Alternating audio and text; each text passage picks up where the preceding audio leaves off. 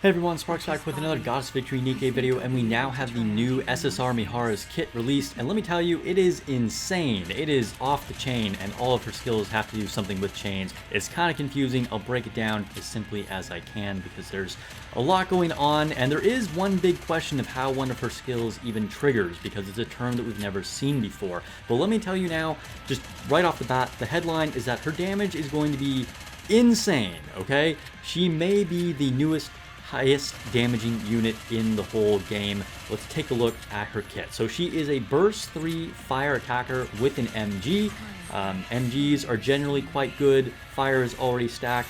Here's just another amazing fire unit. Fire gets all the good stuff. Now, she does have an ammo capacity of 300, which is normal reload time of 2.5 seconds, and then deals 5.5% of attack as damage with a normal attack. And this is kind of on the lower end. So compared to like Modernia, who I think does like 10 or 11%. Ludmilla also does 10%. So this is kind of on the lower end of MG damage, but don't let that fool you. Keep in mind, Rappy Red Hood also did the 5.57% of damage as her normal attack, and then Mihara's actual skills are so insane, she could probably be doing 0% with her normal attack damage, and she'd still do amazing damage. So skill 1, I'm going to read it as it actually is printed on the post first, the official post, and then I'll kind of tell you what it does in my own words. So, activates when entering battle, affects self, charges 10 restraint chains up to 10, activates if the caster has cast burst skill before full burst ends, affects self, charges 10 restraint chains up to 10, affects random enemy unit at a specific timing, deals 50% of final attack as damage, attacks according to the number of restraint chains down 1 for each attack, affects the enemy units, ensnaring chains, deals 25% final attack as sustained damage every 1 second continuously, stacks up to 20 times. Okay, so a lot going on there, a lot of keywords here. We haven't seen specific timing before, and she also has restraint chains and ensnaring chains going on here, so 2 effects on the enemy. Basically, she gains 10 restraint chains at the start of the battle. So right away, she's going to have those restraint chains, and then she's also going to restore these stacks of 10 restraint chains every time she bursts. Now, what do these things actually do? So she's going to deal 50 times 10, which will basically equal 500% damage from restraint chains. Okay, so 500% of final attack as damage with restraint chains. That's really, really good. That's a lot of damage. But the thing that we don't know here is what is specific timing. We have literally no idea. It's completely arbitrary. We don't know what specific timing is. We don't know if that's like triggering off of something that happens or if this is on like a active time interval, although this is classified as a passive skill. So there must be something else here. So this is the big question mark in her kit. But dealing 500% of final attack as damage is going to be a lot of damage, assuming this goes off at any reasonable time interval. Then it also deals 25 times 20, which will equal 500% of the final damage with her ensnaring chains. So with both of these combined, she's going to deal 1000% of final attack as damage if she's hitting one single target boss. Now, it does affect various enemies.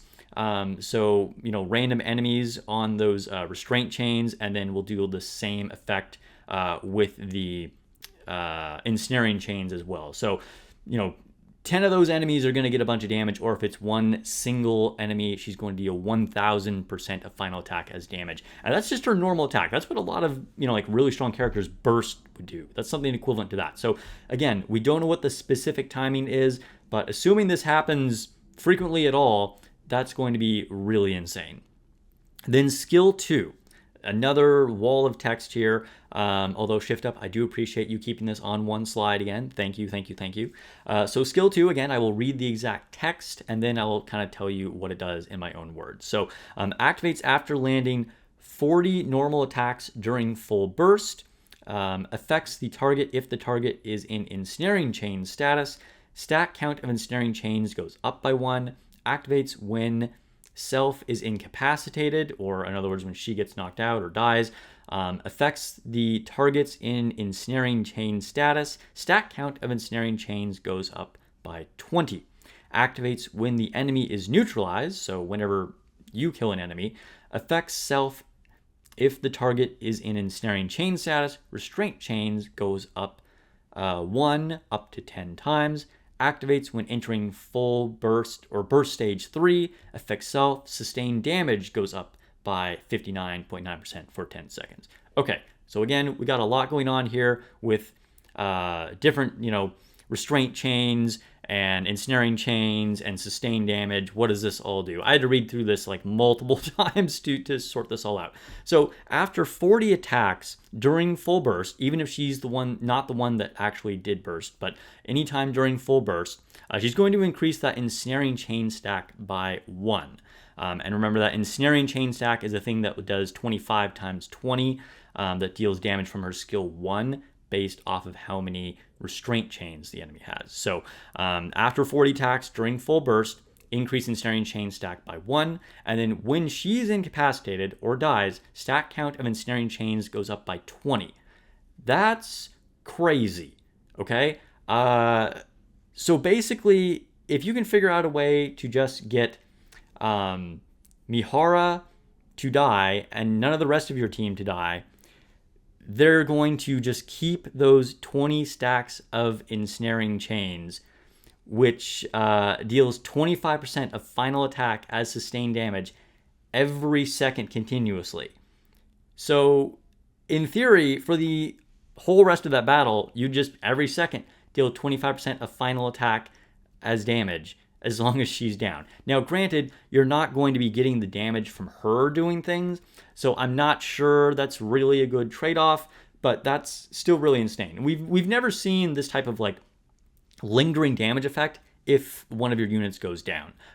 That seems really, really, really, really good. Especially considering I mentioned this in one of my previous skill analyses for Mori and Little Mermaid, link to those in the description below, by the way.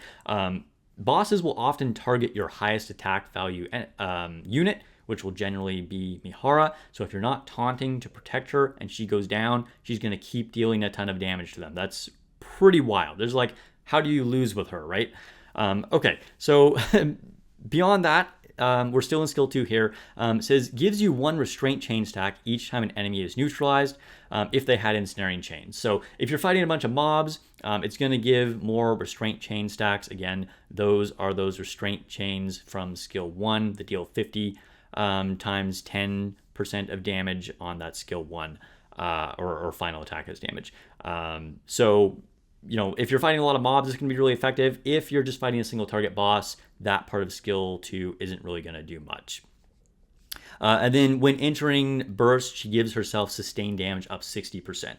That's a really good sustained damage buff, although we can buff that even more with other units, but getting a 60% sustained damage buff is really, really good. The fact that she buffs her stealth, right? Because again, those ensnaring chains deal 25% of final attack as sustained damage. So you add another 60% on that. If you're dealing that every second 20 times, the damage is getting really insane. Or of course, if she dies, it's just going to be doing that forever because the stacks are never getting removed. Now let's take a look at her burst. Again, I'll read the text and then kind of go over it in my own words. So affects the targets with ensnaring chains. Dragging chain deals 50% of final attack as sustained damage every 1 second. Mirrors the stack count of ensnaring chains on certain targets for 10 seconds. Removes ensnaring chain status after the effect is triggered. So basically, if the enemy has ensnaring chains, she deals 50% of final attack every second as sustained damage for 10 seconds. So already pretty good. And then on certain targets, again, we don't know what that condition is. It gives us a lot of like things that it doesn't really define. So we'll have to test to see what this actually does. But on certain targets, mirrors the ensnaring chain stacks, which this gets mind-blowing, okay? This is where the damage gets completely bonkers. So in theory, if you meet this condition, whatever the certain targets is, If it mirrors those stacks of ensnaring chains, which you can have up to 20 of, that could be 50 times 10, which would be 500% of final attack as damage, times 20, which would be 10,000% of final attack as damage. That is really just like cuckoo bananas, okay? Like, I don't even know how to compare that to other units. That's a lot of damage. And then it removes the ensnaring chain. So then you have to start over again with building those up from your skill 1, and you kind of keep going through that cycle. So a lot going on. Basically, you just need to know she's going to do completely bonkers damage, and you should pull her. Again, there are a few questions, right? And so let's talk about like things that you might do with her and some of the things that we still don't know. So one of the things you would want to do is put her as your second burst 3, because she's going to start with 10 stacks of restraint chains, and she will restore them after from her skill 1, right? So you don't want to immediately like restore them if you already have them, right? So because she's going to remove them when she bursts. I think I just made that really confusing sounding just now, but basically you probably want her as your second burst. The other thing you could do is just never burst with her, and then you never clear those ensnaring chain stacks. Now you're not going to get that really insane damage that we just talked about of like 10,000 times final attack as damage, but you will just, keep doing more sustained damage that way. So depending on how you want to build your team, you could have her as just an off burst 3, that isn't ever bursting, kind of like we often do with Modernia, or you could have her as your second burst 3. It might be situational. We'll definitely test. I will do a lot of testing with her and see which one actually results in more damage, but either way, it sounds like it's going to be a lot. One thing you could do to buff her sustained damage could be to pair her with Summer Rosanna, who as of right now is the best sustained damage buffer. She's a burst 2, also one of my personal favorite units, very popular with most people, I think. And we were just talking about how she's not that great anymore because there's just not really a lot of reason to be using her, because we got a lot of crazy stacked units like Mari, and we got Grave, and then Anchor and Mast, and so it's just like, where do we even put Rosanna anymore? But I think this could bring Rosanna back, which is exciting. Who knows if that's actually optimal. I might be, coping just because I like her, but I think it's definitely worth trying because Mihara's sustained damage is so good, it could be worth buffing.